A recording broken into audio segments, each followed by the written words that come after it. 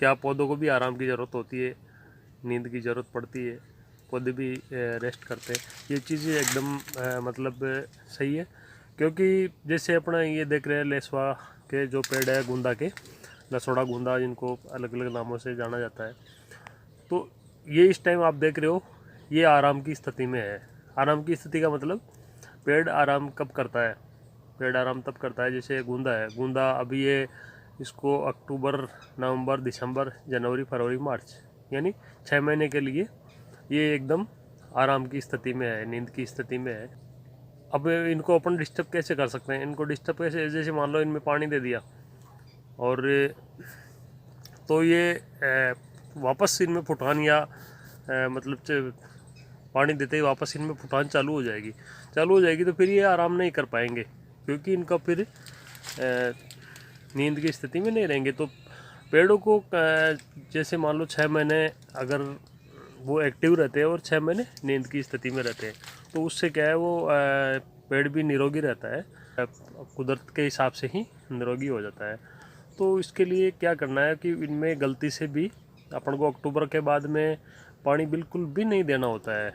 खासकर जो आप देख रहे हो जो भी जो गूंदा लसोड़ा का पौधा होता है, उसमें छोटे पौधों में तो देना है। इसका मतलब ये नहीं है कि छोटा पेड़ है तो उसमें भी अपन ने पानी नहीं दिया और वो मर गया, क्योंकि 2-3 साल का अगर पेड़ है तो उसमें तो देना ही, उसके बाद में उसको पानी की ज़रूरत नहीं पड़ती। तो बड़े पेड़ में बरसात के मौसम में तो इनकी ज़रूरत के हिसाब से अपनी पूर्ति कर लेते हैं। उसके बाद में अक्टूबर, नवंबर, दिसंबर, जनवरी, फरवरी, मार्च, ये जो 6 महीने होते हैं, इनमें कभी भी भूल के भी अपन को पानी नहीं देना है, क्योंकि अगर पानी दे दिया तो उसका नुकसान ये होगा कि ये जो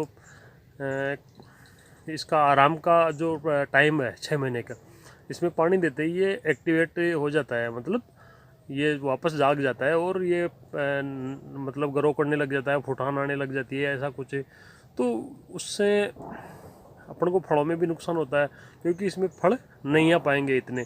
और ये अगर 6 महीने रेगुलर आराम करेगा, उसके बाद में मार्च में फिर इसमें जैसे ही पतझड़ होके और नई फुटान आएगी, फ्लावरिंग आएगी, तो वो बहुत ही शानदार तरीके से और खूब अच्छी तरह से आएगी।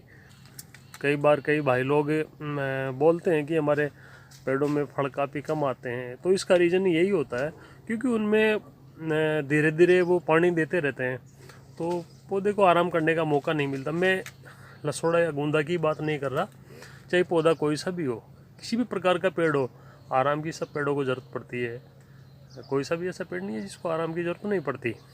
और अगर उसमें अब खाद पानी देते रहेंगे, पूरे साल भर ही उसमें देते रहेंगे, तो वो उसका फिर रिजल्ट इतना अच्छा नहीं आता, क्योंकि उसको आराम करने का मौका ही नहीं मिला।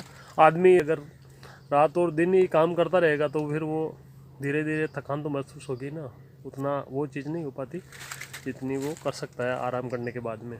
तो इसलिए फलदार पेड़ों को तो कम से कम 6 महीने का उनका जो टाइम होता है, फ्री टाइम होता है, उसमें उनको डिस्टर्ब अपन नहीं करें, पानी वगैरह कुछ नहीं देवे, तो आराम से वो रेस्ट का टाइम होता है। जब उनका आराम करने के बाद में जब उनका टाइम आता है, पौधा पतझड़ करके फिर नई मतलब उसमें कॉम्प्ले फुटान निकलती है, फ्लावरिंग आती है, उस टाइम अपने आप वो एक्टिवेट हो जाता है।